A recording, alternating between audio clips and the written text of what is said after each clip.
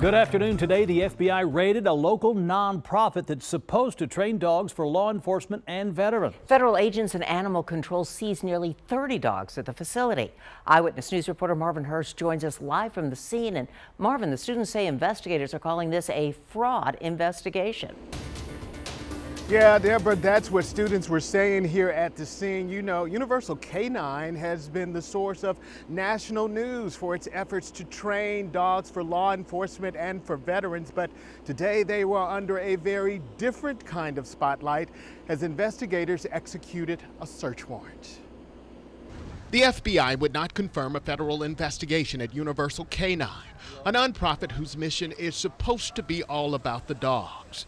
26 dogs were seized by San Antonio's Animal Control Services, who confirmed they were at 15329 Tradesman Road in support of a federal investigation. Dogs are in relatively good condition.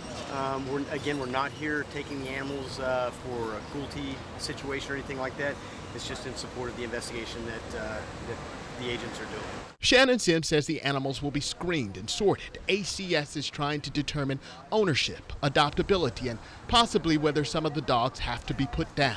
Still real early in the investigation to be able to say, you know, these animals will be released, these animals will not. Meantime, students who came to Universal K-9 for its recertification training, handlers course training, and K-9 interdiction aren't sure what to do. The FBI told us that, that what's going on right here is not really what it seems. Heartbreaking for a veteran spending his GI Bill dollars to get trained for K-9 patrolling. All the way from Washington State, Andres Torres Chavez's future is on hold because of an investigation. They keep saying that, some fraud or something like that was going on, which, some of the students actually kind of figured something shady was going on.